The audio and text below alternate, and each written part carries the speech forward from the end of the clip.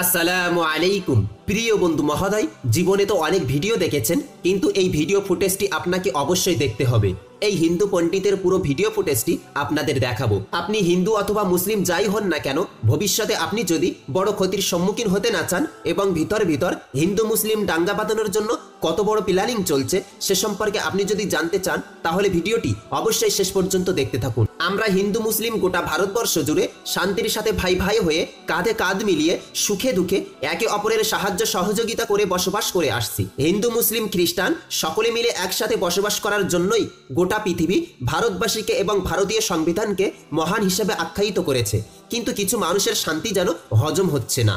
বিশেষ করে হিন্দু যুবক যুবতীদেরকে মুসলিম বিরোধী চিন্তাভাবনা মানসিকতা চিন্তা করতে প্রশিক্ষণ নিয়ে মুসলিম বিরোধী বক্তব্য রাখছে, যা শুনে সাধারণত যে কোনো শান্তিপ্রিয় হিন্দু ভাই মুসলিম বিরোধী হয়ে উঠবে।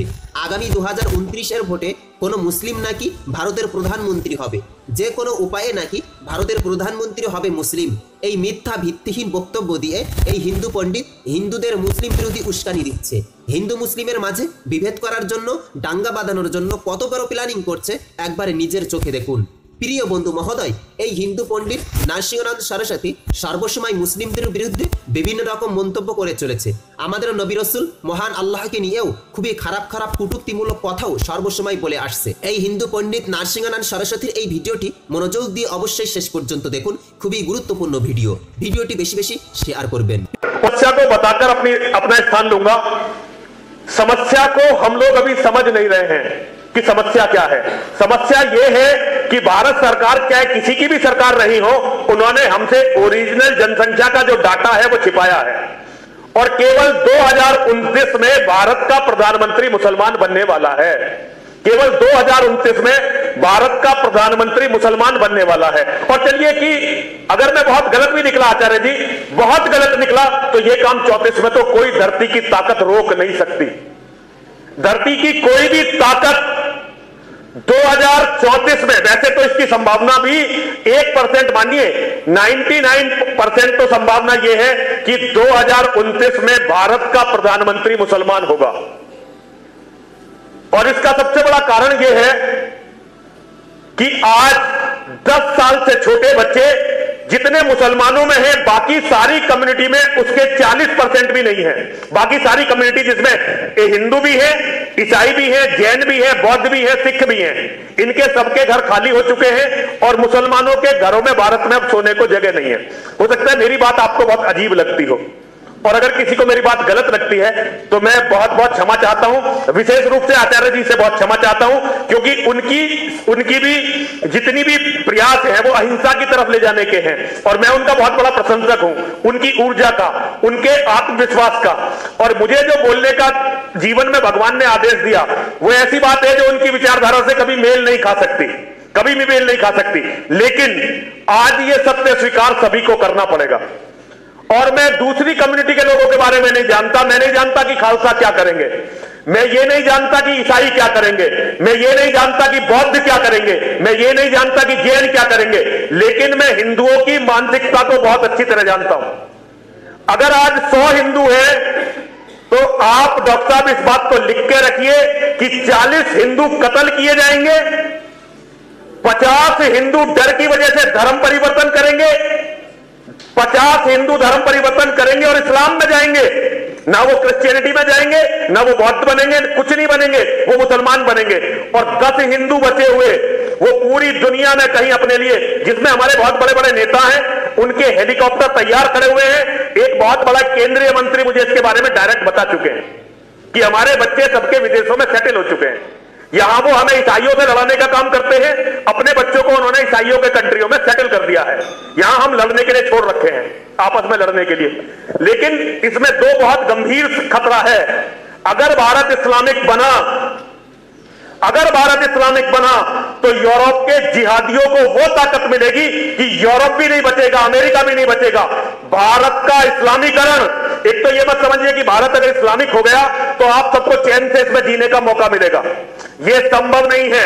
भारत के इस्लामीकरण के बाद भारत अफगानिस्तान बनेगा, भारत पाकिस्तान बनेगा, भारत सीरिया बनेगा, भारत लेबनान बनेगा और यहां पे सारे मुसलमान आपस में लड़ेंगे। और यहां जिहादियों की सबसे बड़ी ताकत जो पूरी दुनिया में है वो है दारुल उलूम देवबंद।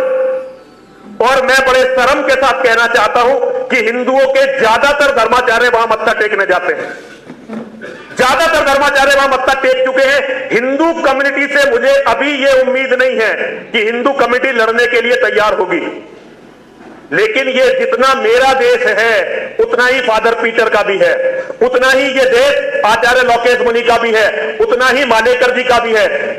मुझे नहीं पता कि मालेकर जी का इसके बारे में क्या विचार होगा, लेकिन मैं ये समझता हूं कि भारत का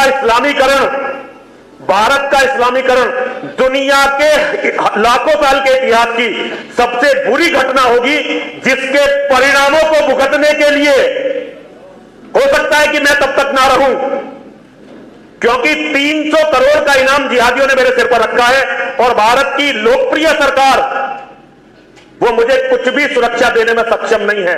यहां हमारे यहां 90%, 95% लोग वही हैं और वो किसी का भी शिकार तारीख बता के कर देते हैं। डॉक्टर साहब तारीख बता के, उन्होंने अभी हमारे एक भाई को मारा, बीएस तोमर, वो भाजपा के मंडल अध्यक्ष थे, डॉक्टर बीएस तोमर। लेकिन खैर मैं अपनी छोटी बातों से आप लोगों को परेशान नहीं करना चाहता।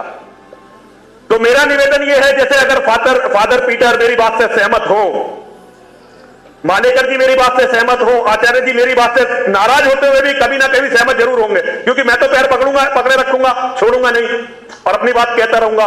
और कर्नल साहब का गाइडेंस हमें मिले तो आज हमें पूरी दुनिया के धर्माचार्यों का सम्मेलन बुलाना चाहिए,